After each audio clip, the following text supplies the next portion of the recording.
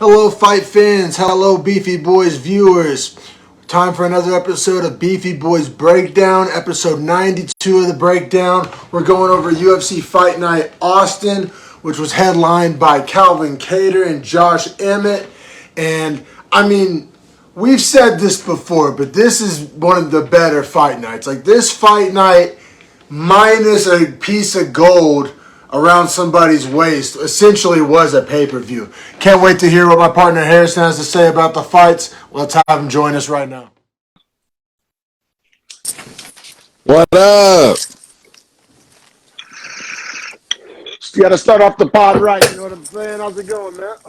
Good, brother, good. And to your point, I completely agree, man. This fight night is essentially the kind of fight you see as like the co-main or featured bout on a major card. You know what I mean? Like, I could easily see this being the fight before Volkanovski-Holloway here in the next week or two. You know what I mean? Like, these are guys that can fight on a pay-per-view, whether it be even co-main, I think you could make an argument for on a weaker pay-per-view, on like a fight falling out, then being moved up. Still a great fight. The matchup alone on paper is insane, man. And like we talked about, the value you could get on Emmett in this fight was really good, I thought. And I think that was proven true by the fight itself, right? We were some of the only people I heard out there taking Emmett. I think Chael took Emmett too, which isn't necessarily always the best look, but when our picks are agreeing with Chael. But no, we were some of the only people out there. And hey, we weren't super bullish on it, but we were kind of. Yeah, it was more the value he was getting from Vegas was good, because it should have been a very close line. And let me see what it closed at. Not to give anything away. I believe it was minus 230 and plus 195, if I'm not mistaken. Or minus 230 plus 195 in favor of Kattar, which, I mean, if I'm getting 2-1 money on Emmett in a fight that I think is 50-50, why would I not go with the guy that makes me double the profit? No, the math really does equal out. No, for sure. I completely agree, man. And then speaking of Vegas, speaking of betting, I was oh my God. The first fight of the night. Like, it's a great transition, but if you want to cover your parlays real fast, just let everyone know. Because you fucking crushed, dude. I was following those all night. And what sucks is there are a couple fights where I had dogs that I really liked, and I just literally slept till like 2 p.m. Saturday. Yeah, no, dude. I rode with pretty much all favorites. I did call an under that got me some plus money, though, which, that always feels good to kind of get specific with your predictions. But, I had 2 parlays, but a lot of them are duplicated, so I'm just going to read the long parlay. Because if the long one hits, then the short one hits too. You know what I'm saying? Right. But yeah, so I had Cody Stamann straight up minus 500. Our boy Adrian Yanez minus 270. Phil Haas against Deron Wynn. I had him minus 280. Kyle Dawkins getting minus 250 against Dolidze. Honestly, loved that one. Kevin Holland riding with my boy, killing the welterweight division, minus 300. Now, my riskiest pick in my mind was Eddie Wineland, Cody Stamann under 2.5. When I saw that it was at 2.5 and not 1.5 on a minus 500, what a guy with a questionable chin like Wineland, bro, my ears perked up. I was like, I got you, Vegas. Hey, bro, honestly, great read by you, because Wineland's chin is so suspect, and he has good power, so he's going to invite a guy into like a brawling kind of match with him. Stamann's not the guy to say no to a brawl. He is not that guy, right? Like, his striking is not the most technical, so therefore, if Wineland wants to smoke, Stamann's going to bite down and try to give him smoke. So under 2.5, great call, brother. Bro, I couldn't believe it, man. I thought I would have bet my left nut it was going to be 1.5 the line. When I saw 2.5, I was like, hammer. And plus money on 2.5, I was like, hammer it. And then I had Gregory Rodriguez, Horse Meat McGee, minus 180. I was like, clearly I'm going to take the guy that's cheating. And, and then I had Albert Duraev over Buckley. We'll get into that one, man. I was, it was more of a stylistic pick than like what this man has made of pick. I wanted to ask you about that, because I actually was on the opposite side of the coin, and I actually thought that Vegas missed their odds entirely on that fight. We'll get to it when we get to the main card. Yeah, we'll get to it. I honestly, and this is oversimplification, McGee. I was like, oh, we got a Chechen wrestler versus an undersized striker. Like, in my mind, I was like, I know how this movie ends. You know what I'm saying? Now, that's oversimplification for sure. And I can't wait to hear your perspective on it. Buckley, obviously, probably the better athlete. Maybe a higher ceiling. That's literally my side of it is like his plus athleticism gets him out of so many bad events. Well, Andrew Ryan was, I think, undefeated coming into this one too. So I mean, there was a lot of things, undefeated. Or he was undefeated in the UFC at least. Okay, all right, man. But yeah, let's get into these prelims, man. Because honestly, and I know we run the risk of sounding redundant. We've said this shit before, but best prelims ever? Question mark. Like, seriously. Well, I mean, to go ahead and quantify it for people at home, you know what I mean, that want empirical evidence. It's the most KOs ever on a prelims. So I don't know what that means to people at home, but to me it sounds like the most KOs ever on a prelims. So take that how you want it. But I think, let's see, 1, 2, 3, 4, 5, 5 KOs out of 7 fights. Yeah, and it was one of those things where sometimes when you're watching a prelim and there's a lot of knockouts, you're like, damn, what is it all knockouts? And then you look and you're over-exaggerating and it's been like 3. But this one was literally like every fucking fight. It tied a record for the most knockouts ever on a card. The whole card itself. Yeah, the whole card itself. Yeah, no, that was dope. I knew that. I didn't know the prelim stats, so thank you for bringing that to the table. But yeah, man, let's dive in. I know it's getting late over there in Oklahoma, man. We got good. I slept late today, but for those people watching live, yes, it is late for them. We're charged up and ready to go, man, for sure. Can't wait to do an episode on the same time zone in what, 1 week? 2 weeks. 2 weeks until we do it. 13 days. Oh yeah, man, charged up, going back to back. You know what I'm saying? Just trying to control them. These are all Drake song titles. Nicely done, sir. But yeah, man, we got Kyle Dawkins minus 245. My dumbass got him at 250. And then fighting Roman. It pisses me off when I get as though it mattered. No, I know. That shit drives me nuts. But sometimes you get come out on the right side of it. And he's fighting Roman Dolidze plus 205. Now I got to be real. I disliked Dolidze so much that I honestly forgot he was 9-1. I was going to ask you, what made you dislike Dolidze? Because honestly, I liked your pick, but I liked it more because I liked Dawkins, not because I didn't like Dolidze. Oh, no, I hate Dolidze, bro. Like, literally one of my guys I least like. Why? Well, I mean, so I think in the 2 times I've watched him fight, maybe I've watched him fight a 3rd time and I don't remember it because he's not a very memorable guy in my opinion. One of them was a snoozer and the other one he got beat by a guy he was supposed to beat. So I just like I didn't like. I just don't like him. Like I don't know. He put on one of the snooziest fights I've ever watched. I forget who it was against, but it stands out in my mind as an all-time snooze. Oddly enough, we've broken. This is our 5th fight of his to break down Dolidze's. Can you believe that? I can't because, like I said, I just got proven wrong. I thought it was 3. So I don't know. I got to be real. I just don't like watching him fight. It's a weird personal preference thing. Now he looked very different in this fight, and I can't wait to get to that. But up until this fight, he has fought a very clinchy, snoozy, and he's lost some of those, won some of them. But regardless, it's never exciting whether he wins or loses. Let's get into it because his last 3 fights before this one were 3 decisions. One he lost unanimous, one he won unanimous, and one he won a split. So he's been down the line of decisions, right? And as far as your intro to the UFC, John Alon, Trevin Giles, Leona Staropoli, Kyle Dawkins, not world beaters. Not one of those guys is a world beater. Trevin Giles is nice, but that's about it as far as that list goes, right? So to your point, yeah, he's been kind of wrestling snoozy. Now, oddly enough, before he got to the UFC, he had 3 KOs, and then his first fight in the UFC was a KO. So it's clear that. Sorry, ESPN just always trying to hit me with a video, man.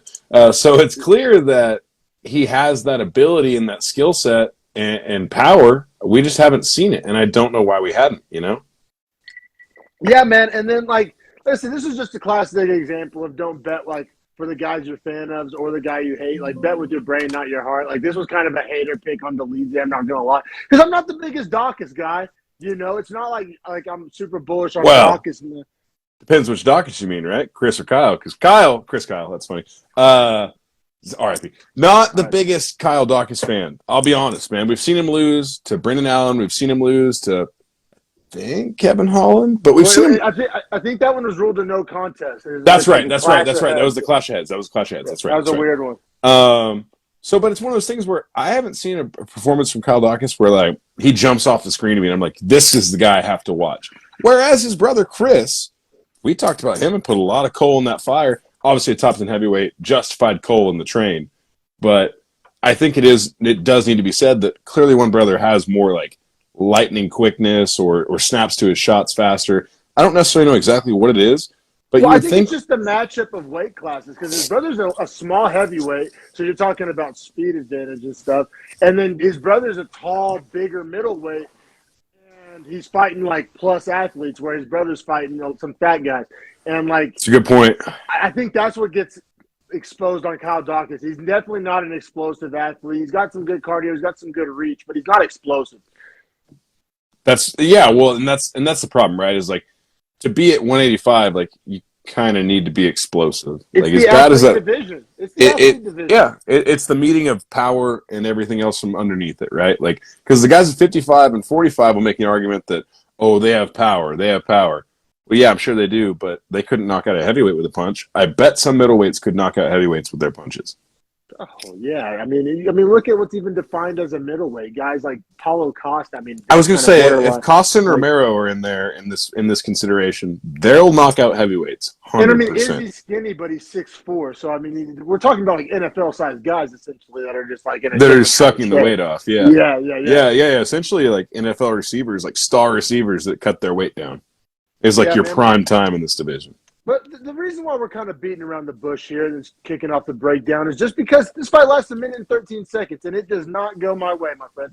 I mean, Dolidze, he starts off classic Dolidze, clinches him up against the fence, and I was like, oh, here we go, a snooze fest. But then he starts bringing knees up high and really being more active from his clinch, which that's one of the things I didn't like about him. I called, he has some snoozy, clinchy fights. So he decided to take the success he was having with the clinch and spice it up, add some more damage to it, which is, great. And I'm not delusional. He's not my favorite guy, but I'm not going to like go out of my way to just talk nonsense. That was a great adjustment on his part. And he brought the knee up high, man, and it pretty. I don't know. There was no shots of Dawkins afterwards. I'm pretty sure it like fucked him up. Like he may have a broken orbital. Or it looked he gnarly. fell backwards. You know what I mean? Yeah. Like DC talked about how usually if you throw a knee that high and you miss at any point, or if it's not a full connection, your leg is right there and they just turn and take you down because you're completely off balance and you jump to hit them in the face with your knee.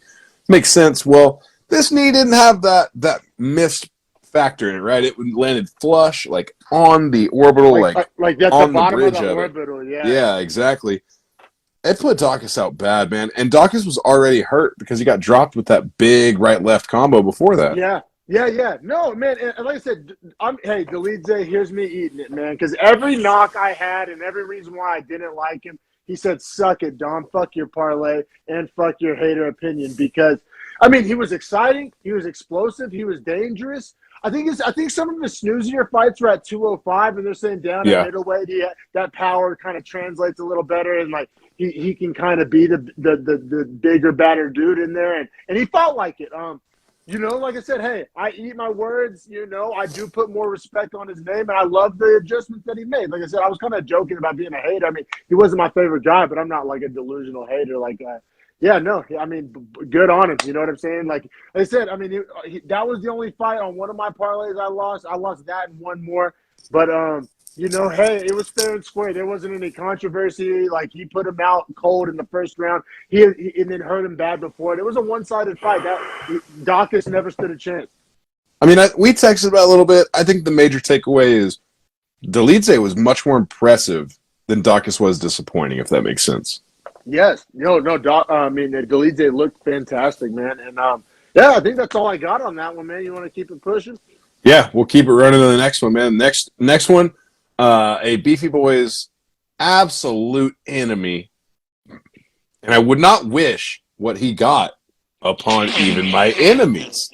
So I won't say that I was happy to see this. But was I questioning whether or not a towel should be thrown? I never thought about it once. Oh no! Which is sad. Yeah, because after the fight, I realized, they definitely should have thrown the towel. I should have been like calling for it. I was just enjoying him, watching him get beat up.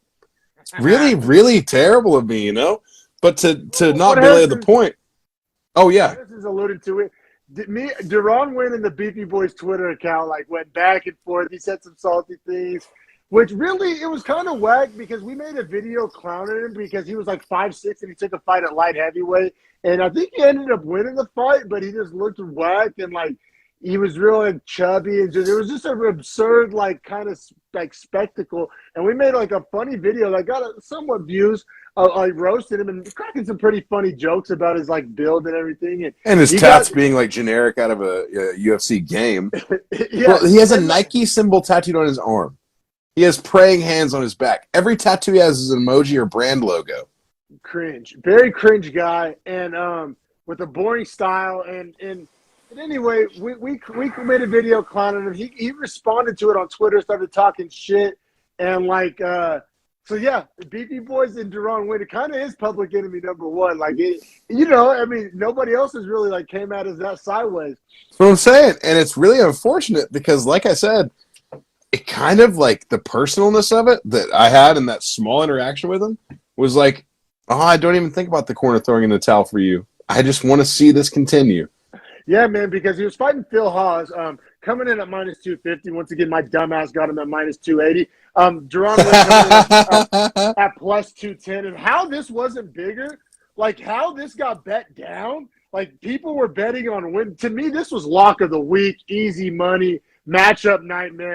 Well, we talked about it last week, and essentially we both said, like, oh, yeah, bet the house against Deron Wynn. Like, granted, he's, Phil Haas minus 250, so you're only going to get back like $40 for every 100 you bet, but it's a lock, so it's a $40. It's free $40. You bet $100.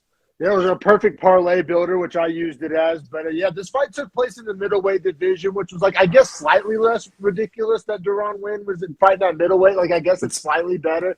I guess you want to say that. I guess this guy shouldn't be fighting it. He's the same height as the fucking guy fighting at featherweight in the main event, but I guess. He would definitely be the shortest man in that. Yeah, no, I feel you. It's a real because Emmett's 5'6.5" and Deron Wynn's 5'6", so him and Emmett are the same height, and they're 40 pounds apart. Yeah, man, it's a weird look, and it's not like but he makes it work for him like Daniel Cormier did at heavyweight. Like no, like he'd be getting beat up, and yeah, this was a matchup nightmare because Phil Haas is just a big like Adonis, like a plus athlete with but can wrestle too. Oh yeah, the college like if he was with power and range, like which Deron Wynn's only like thing he hangs his hat on is his wrestling, and I guess an overhand right, which I hate when people like claim that as a skill. Like fucking a schoolyard 8th grader has an overhand right. Like yeah, every human has an overhand right. It's like if you can throw a ball like a baseball or football, like you have an overhand right. Guess what? You have that muscle structure. Yeah, man. So, man, I mean, this was a one-sided, and like I said, I'd be lying if I said I didn't partake a little chuckle here or there. But, I mean, Deron Wynn just, got it put on him, and it was all stand-up. But, I mean, Deron Wynn was trying to get it in close and make it his style of fight. Phil Haas, like every fight ever that has a guy with a reach advantage, some jerk-off says, somebody says, oh, bless you, brother. Sorry. Now you get somebody always talks about like, oh, he's got to keep him on the end of his punches, and then like it never happens, and it's not really a factor in the fight. Phil Haas kept Deron Wynn's little ass on the end of those fucking bombs all fucking night. Like it was like takedown defense by striking. You know what I'm saying? Like he just didn't even let him get close enough.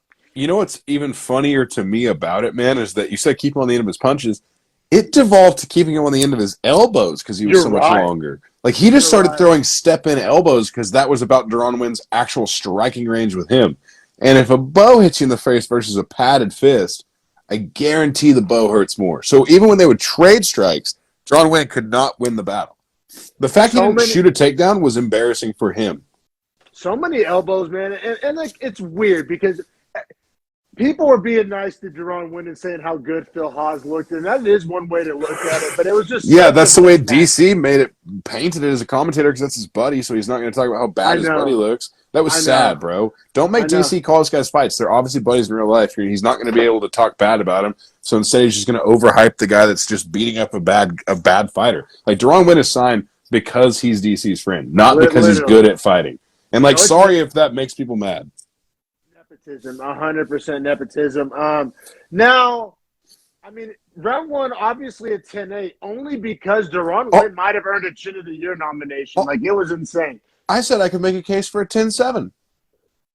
Yeah, I mean, there was no offense from Deron Wynn in like It's a a. guaranteed 10-8. Like, I don't think there's questions about it. Now, I say that all just to say this. Two judges gave that a 10-9. On what fucking Ridiculous. planet? No, On that's so what fucking stupid. planet? That's so stupid. It was the least competitive round I've seen in a very Bro, long the time. strikes were 69-19. And they were It, like all power, clean landing strikes. Like he was the rocked elbow. 5 times in one round. Yes. Like, I don't No, yeah. understand how it's not a 10-8 guaranteed. The fight could have been stopped like on multiple occasions, which is even like the most strict version of a 10-8, right? Like that's not even what we're supposed to use as 10-8. But even the most hardline guy that doesn't like to give out 10-8s has the criteria of like, well, goddamn, that fight probably should have been stopped. So it's a 10-8. That's why I'm saying it could be a 10-7 because I think it should have been stopped. It could have been stopped like on the third injury, you know, like the third wobble. Yeah, no, man. So it was just like the least competitive round, and Wynn just really had no success at all. Now, round two is like a Chris Moutinho kind of mercy stoppage because Deron Wynn wasn't going down, man. I mean, bro, his chin is insane. Like he might be up for chin of the year because he didn't actually get KO'd or TKO'd. No, I mean he did get TKO'd on paper, but yeah, but like he didn't hit the ground and go out or quit defending. I mean, he did quit defending, but it was like a defensive, like he was trying to wing a counter shot. Like it wasn't like just like Chris Moutinho, like you said, like wasn't like he was unaware of where he was entirely. Like he was still winging crazy shots. It was just like he was eating shots to do it. It was like, yeah, it was just like it was too rough to watch. Which, like, I completely agree with the stoppage. I might sound like we're talking out both sides of our neck here. Nobody is saying that it was a bad stoppage. No, should have been stopped sooner, I think. But it was a weird stoppage, and it was like a kind of a mercy rule, like a run rule in baseball. You know what I'm saying? Like it was just not. He honestly, it was because I think it was Herb Dean. He was doing the job of throwing the towel. For like Deron, what the fuck was his corner doing, bro? That's so fucking whack. Like fuck that. Even when Bilal Muhammad, when other fighters are tweeting, throw in the towel or where's the towel? Question mark. It's like, yeah, where is it? Like you're a fighter, like you know whenever it's time to stop or be stopped rather. No, it was horrendous. I mean, like I said, I'm not mad at the stoppage. I'm pro stoppage. I'm mad at the corner. If there was ever a time to just Josh Allen the towel into the fucking octagon, you know what I'm saying? Just fucking Pat Mahomes the towel in there. You know what I mean? Like how long does it have to take, you know?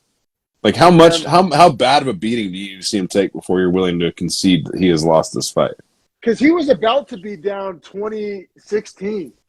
Easy. Gonna be another, like maybe more. Maybe more. You know what's hilarious, man? The one judge that gave it a 10-8, Saul D'Amato. Great judge. We see him all the time, right? Yeah. The judges that gave it 10-9s, Joel Ojeda and Jason Staffen. I've never heard your names before, guys. And clearly there's a reason why I haven't heard your names before. Because you called that round a 10-9. Yeah, that's so whack. Like there was nothing competitive. It was so far from competitive.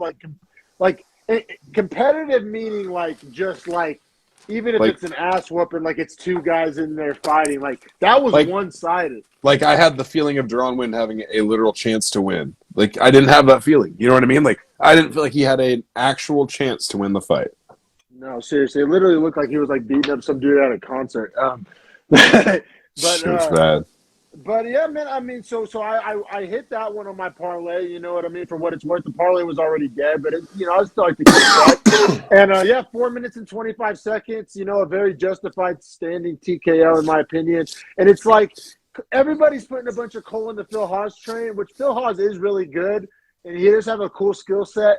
But it's like I'm not taking anything from that because, like I said, how we've made it be known that we feel about Deron Wynn. Like I literally don't know what to take from that. Like I would probably take more from him, like fighting a contender series guy, like literally anybody else on the entire roster. Yeah, I think for Phil Haas, it's one of those like, hey man, glad to be back on the winning pathway. It's a good fight for you to get warm, feel nice, like get a lot of confidence going back into your next fight. I think the UFC actually kind of wants to build Phil Haas. I think that might have been what this fight was. He's really good, man. He's really good. And he got paid. He got, so every finish on the card, because there were so many tied to record, got $50,000 bonus. So Dolidze got $50,000 in the last fight we failed to mention. Phil Haas takes home an extra 50 grand plus the win bonus. Yeah, Deron Wynn, if I never watched him fight again or saw a tweet from him again, I'd be just fine. And then Phil Haas, like I said, very skilled. I'm really, really trying not to take anything from him. I don't know what I'm supposed to do with that. I'm not like I was already like high on Phil Haas. And like I said, I didn't really learn anything new. I don't know. Well, that's my thing is like his level of opponent was lower than it's normally been. So it's hard for me to say that Phil Haas got better when I necessarily just saw him be better. You know what I mean? Yeah, no, 100%, man. And on that note, we can keep it pushing, man. We got Cody Stamann versus Eddie Wineland, and I had 2 bets on this fight. This is actually one I got better value on. So Stamann finished at minus 600, and I got him at minus 500, so that's cool. Wineland coming in at plus 450 in the bantamweight division. I had this fight under 2.5 rounds, as I alluded to at the start, and I also had Stamann straight up. I mean, definitely, like, the straight up one is just like, I mean, obviously that's nothing to, like, pat myself on the back about, but I'm taking a little pride on the under 2.5, you know what I'm saying? Like, I thought that was a super good value. I got plus 125 on that. It's great. It's great value. It's great value. And, man, this fight didn't last a minute, so you got to understand how I was feeling. I said under 2.5 rounds, and it ends inside the first minute. Not the first round, the first minute of the first round. Yeah, like you literally had 12 and a half minutes that you could have just stared at a wall and still made your parlay in, if that makes sense for people at home. Like, imagine that for people at home. He got it inside 1 minute, which means for 12 and a half minutes, he could have stared at a wall and still won the bet if nothing else happened and then hit a timer, if you controlled it. That's insane. Very, very, very wild. And not really wild. Like I said, I saw this coming a mile away. Wineland was done. He ends up retiring after the fight. I mean, I literally, I mean, Sean O'Malley has a knockout, a highlight knockout. There's a highlight reel of guys knocking him out. Like, I'm not even, I know that sounds brutal. He needs to be done, man. He is done, and he should be done. I mean, I thought this was a lock. No, and then kind of similar things as I was saying about Phil Haas. I already respected Stamann. I don't really know if I learned anything new here. You know what I'm saying? Does it feel like they were just kind of feeding a couple guys on this card? Oh, yeah, and burning through contracts, which is right. weird. Apparently, this was the first fight of a 4-fight new contract for Wineland, which who the fuck signed that? That was ridiculous. But, yeah, Wineland retired, so, I mean, he did us all a favor there. Wineland, I'm sure back in his prime, who wasn't, you know what I'm saying? He had his moments. He had his wins. You know, he has a fun, exciting, striking style that, you know, I guess you could say is fan-friendly. He had the mustache gimmick. You know, seems like a nice enough guy. So I'm really not trying to just, you know, dunk on him here, but from like an X's and O's, you know, perspective, there was just really nothing to see here. I mean, it was knees, punches, just a barrage. I mean, it was just a full-on, just like video game combination from Stamann and gets him out of there inside the first minute. Yeah, I mean, and apparently Cody Stamann was talking to 59 seconds officially, but Cody Stamann at like 45 seconds was, you could see him saying something to the ref, and then after the fight he was saying, as he's throwing combos, just connecting shots, he's looking at the ref and going, "Come on, ref, what are we doing? What are we doing? Yeah. What are we doing?" Every time he's hitting him, he's just asking, "What are we doing?" And finally the ref calls it, which it was Jacob Montalvo, who I think is a pretty solid ref, actually, but yeah, Eddie Wineland just got beat the fuck up. He got beat the fuck up, but also it was just crazy how much damage he did in such a short amount of time and how little of a resistance Wineland put up. That you got to say, I mean, 59 seconds, and we're he got beat up in 59 seconds. It could have been stopped at 42 seconds, I feel like. It was like a fucking gang jump in. Like, right. Like he couldn't fight back. Right. Like, Like you can't fight back. Like you got to last 1 minute. You got to take the most brutal ass whipping you can take. Okay, and there it is. Literally almost out on his feet. Yeah, but I mean, credit to Wineland. He never officially went down. He never officially gave up. Credit to his poor defense. Oh, it was horrendous. It was horrendous, man.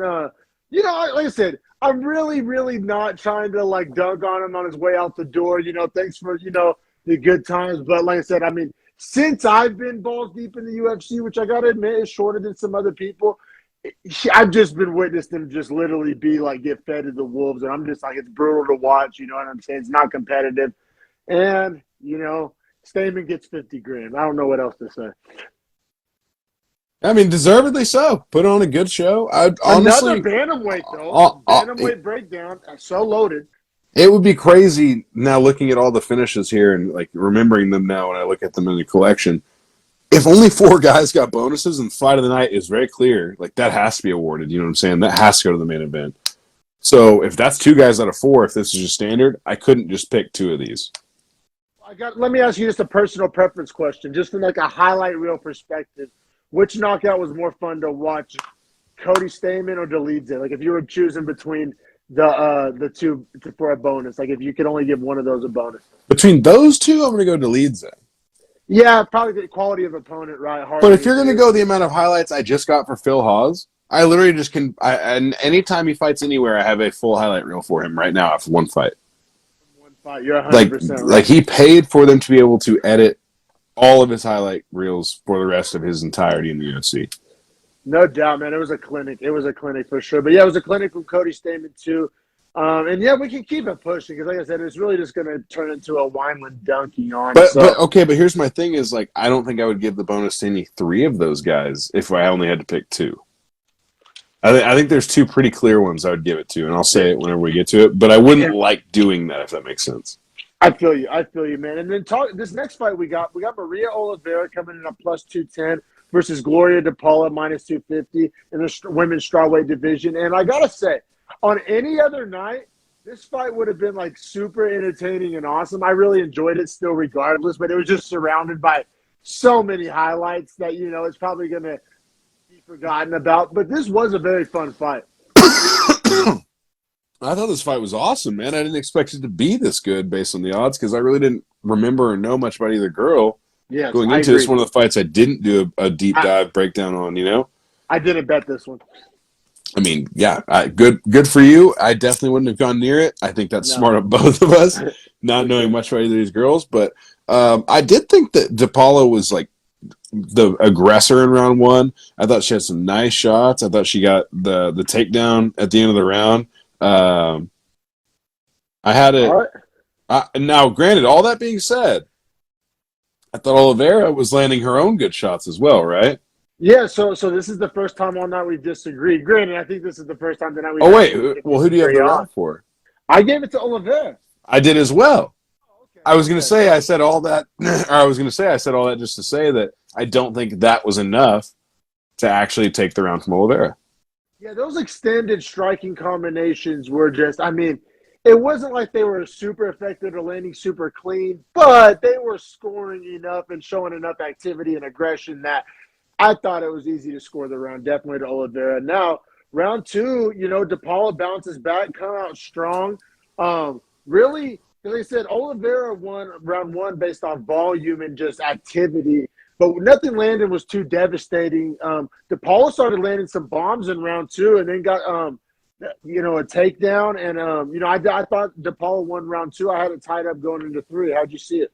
Me too. So we actually agree again on round 2. And I actually thought you're exactly right. Oliveira's output is what allowed her to win and look better in round 1, essentially, from an eye test as well, I thought. But in round 2, her output dropped. And then whenever she was able to be taken down and controlled for a little bit, obviously not much output there. So, I don't know. I definitely scored it to DePaula, and it was one of those things where I thought, like, is Oliveira going to fade? Has she already had her best round? And now it becomes like the grappler's fight, essentially, right? I agree. Those same thoughts were running through my head. I was wondering about Oliveira's gas tank for sure, which, proved to kind of be, a false positive there because, Oliveira came out with the volume strategy plus her own takedowns, kind of just best of both worlds, really just completed the whole puzzle in the 3rd round. I thought she showed a lot more heart, man. I thought she seemed like the girl that really wanted it more and was willing to do the things that were uncomfortable or hard to do and was working through those positions the right ways. Like, I really was impressed with just the heart that I saw from her at the end of the 3rd round. No, definitely. I completely agree. So we saw it the same way, and we didn't use the word close in that whole breakdown. I don't think any of the rounds were close. I thought they were – well, round 1 I could say was close, but not in the sense of scoring. Like I could say that like it was a 10-9. One girl was doing pretty well. Oh, the other girl was just doing better, right? Like I could say it that way because I don't want to take anything away from either of them in the first round. I just thought that Oliveira was slightly more effective, so 10-9, 10-9 must, right? And the reason why we bring that up is because the judges' scorecards were all over the place. It ends up being a split decision, man.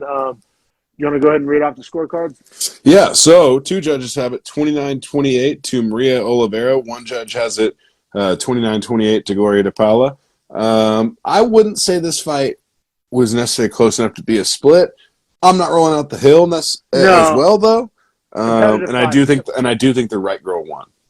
The right girl won. Competitive fight. Yeah, not dying on any hill. Which, as far as split decisions go, I'm not going to say that later in our main card breakdown.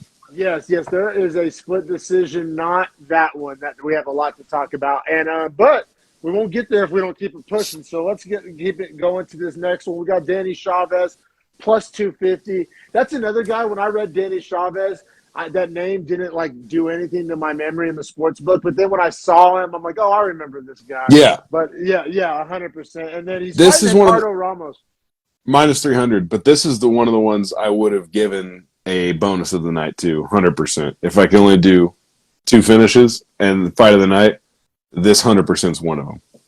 This fight gets a bonus literally on any card probably ever.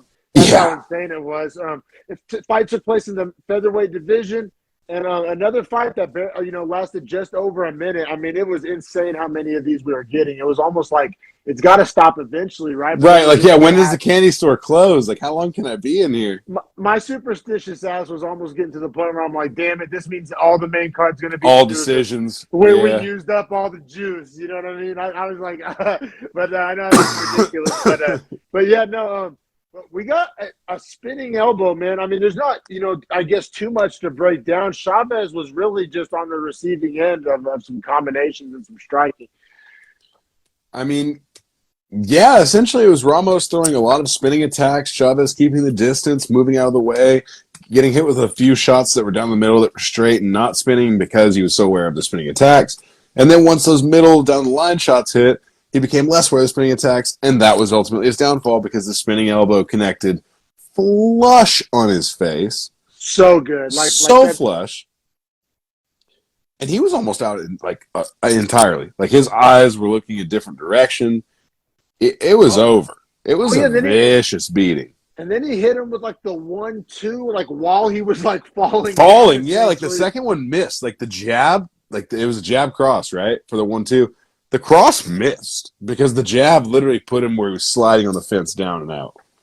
It was like some shit from like a karate movie, like it's a Mortal Kombat shit. It was nuts. It was wild. I mean, fantastic KO. Definitely better than Meatball Molly's. Meatball Molly's felt more fluky, and we have like empirical evidence that this wasn't a fluke. Oh yeah, he is a spinning attack master. When it's like there's 5 guys ever, 5 fighters ever that have got a spinning elbow knockout, and he has 2 of them or something like that. Like it's some crazy stuff. Yeah, that's correct. Yeah. No, it's a really exclusive club that he's in, and I think the club of having 2 of them is. I think he's by himself in that, or him and one other person. It's hard to imagine John Jones hasn't done it twice or somebody. I know John has at least one. Yeah, but he's hard to say. Very elite club. And I'll be real, man. I'm glad he did this because this was another guy that it's like, okay, yeah, this guy's a stud, but just didn't really have the recall on him. Name didn't jump off the page. Like I didn't bet this one. I don't know. I'm glad he like impressed, all us fans, and gave us a reason to talk about him. And I'm sure the highlight will do good on social media and hopefully gets a little juice going for him, man, because he's a fun fighter to watch, too. I think, he can be put in fun matchups no matter what. Especially in that featherweight division. He's a pretty tall guy for the division. Ricardo Ramos, thanks for reminding us, brother. That's I'm literally, glad I can be stoked on him because I should have been stoked on him all along. But it just kind of slipped through the cracks. Wasn't on my radar too much. I didn't really care too much about this one. But he reminded me. And that's what exactly you can do with a great performance. And see that, and you notice that's the first time I've called any of these knockouts a great performance. There's been a couple one-sided awkward matchups, and some some different kinds, but I thought Ramos, like, this wasn't fluky. This was really like a flawless performance. Yeah, no, and this felt like you said, the odds weren't. I mean, minus 300, pretty big favorite, but I don't expect you to get a spinning back elbow knockout in 1 minute. I don't expect that of really anyone, you know? A minute and 12 seconds officially. But yeah, no, I mean, good on Ramos. Like I said, that fight gets a bonus on a night where everybody got a finish, got a bonus. That fight gets that knockout, that highlight gets a bonus on essentially any card ever. Like, I mean, I don't even feel like that's like hot of a take to say. Like, that was spectacular. Yeah. Oh, it was a literal like highlight reel knockout. Like, if you can only post 5 highlights from this card, that has to be one of them.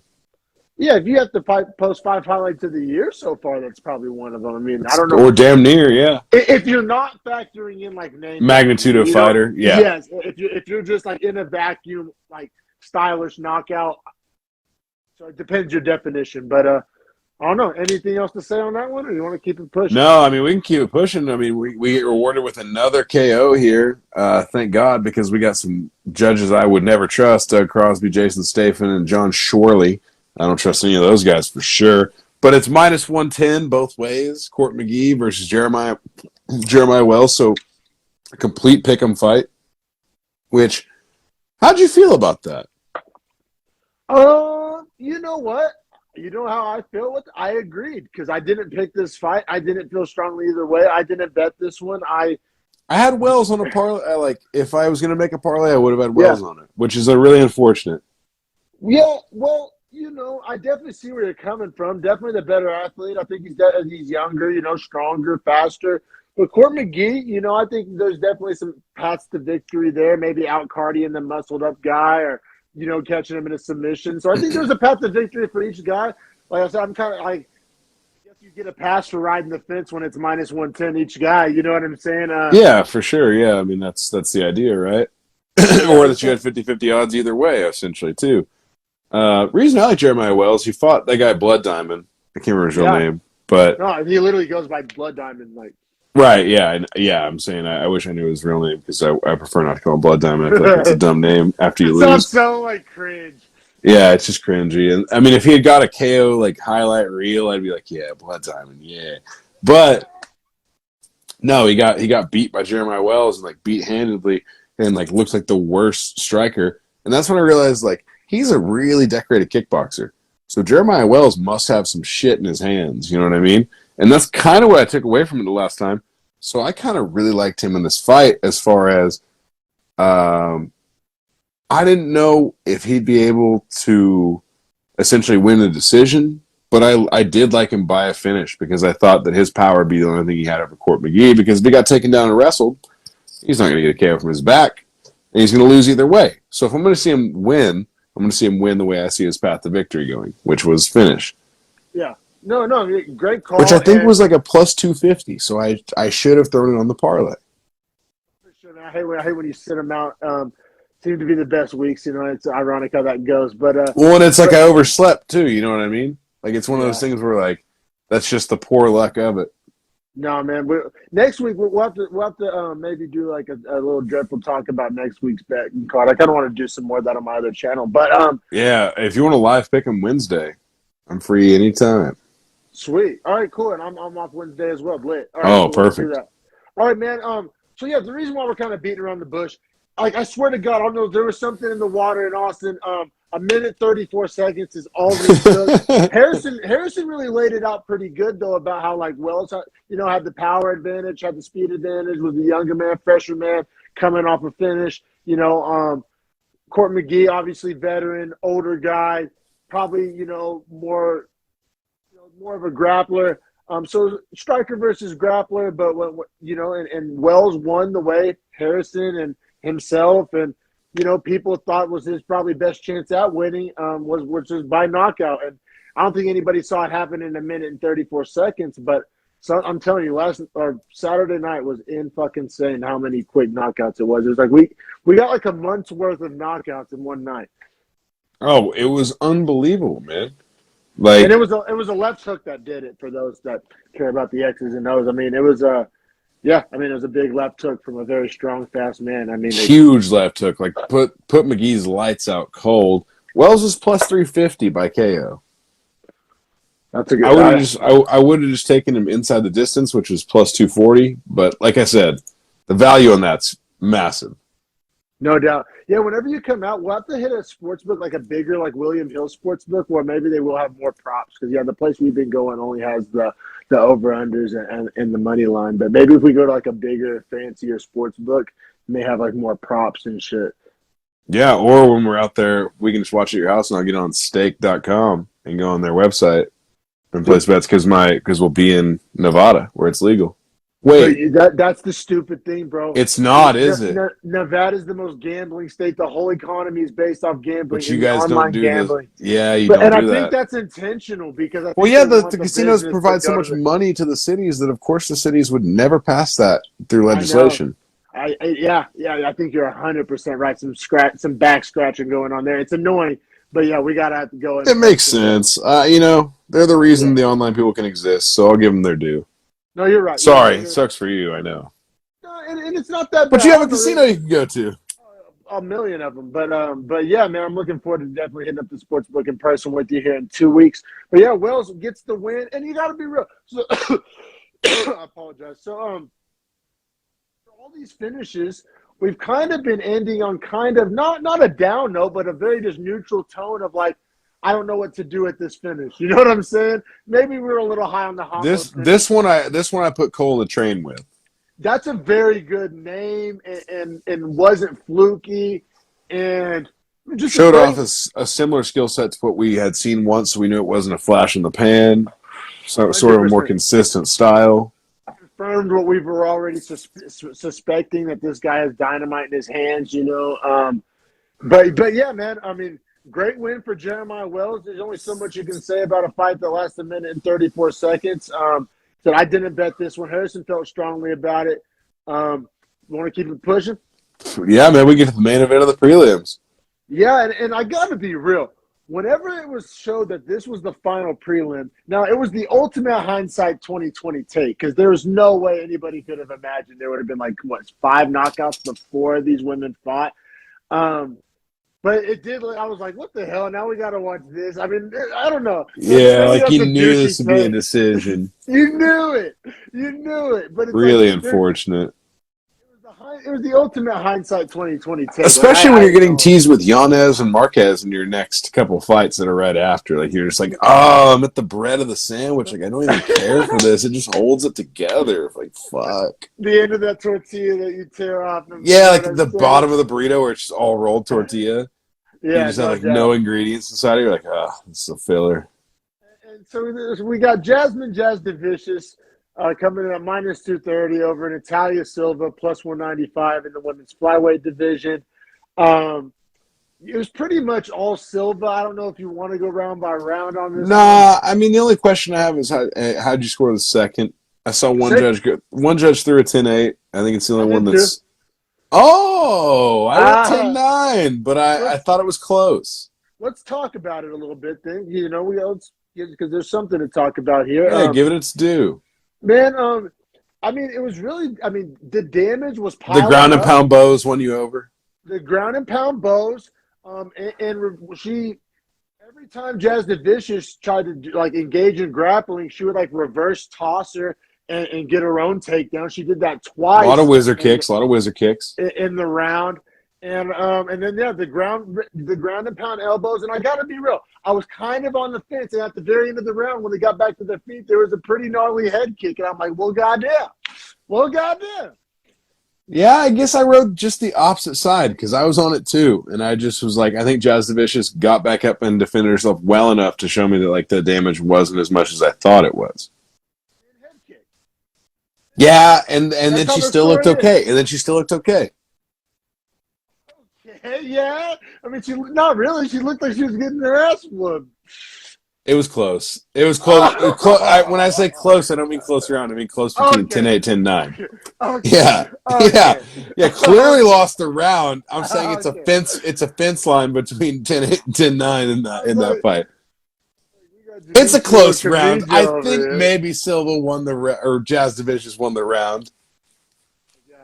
Oh my god. We got Um, Adelaide Bird over here. Yeah, Jesus. So it ends up that two judges score at 30-27 for Silva. One judge scores at 30-26. Like I said, I'm fully on the fence of 10-8, 10-9. So you could count me in either camp. I'm not going to say any judge is wrong here. Hopefully they were on the fence the same amount of way. I can tell you the judge that agreed with you. That might make you feel better because it was Chris Lee. Once again, another Vegas judge. The other two judges. Judge, but not our favorite one.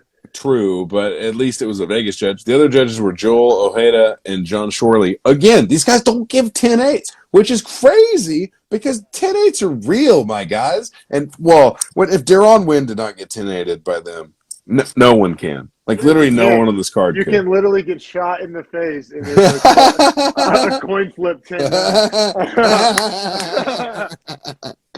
Texas has fucked up judging, man. And I guess you can also just quick note. I mean, Vegas completely whiffed hard on this one. Like Vegas ate shit. Yeah, I mean, dominated as a plus 195. I mean, like I said, I didn't bet this one, so I can't really. What, minus 240? Minus 230. Yeah, but I mean, Okay, I can't puff out my chest. I didn't cash in on it, but I'm just saying. This was a fight once again. Would have stayed absolutely away from. I don't love betting on women's fights that I don't know the women. The over. I do love betting decisions. Those are great parlay builders for women's fights. Because usually you get good value on it, man. Bro, real fast before we end this prelim breakdown, just to touch on betting overs for decisions for anyone at home that wants to know how that feels. You're literally cheering for boring fights. So imagine what gambling does to you as a person, just for people at home. Like, don't start. You can also look at a glass half full and say, like, hey, you get to enjoy a fight that otherwise you wouldn't have enjoyed. You enjoy it being boring and non-monumentous. Yeah, I mean, that's what I'm saying. Like, you're literally screaming yes every time there's a takedown and lay and pray. Like, you're cheering for the wrong parts of the sport. Let's go. I got some overs on some just like wars, though. Like, I should have lost them, but this guy got a fucking crimson chin. It's like bet a Shane Burgos over. You love to see it.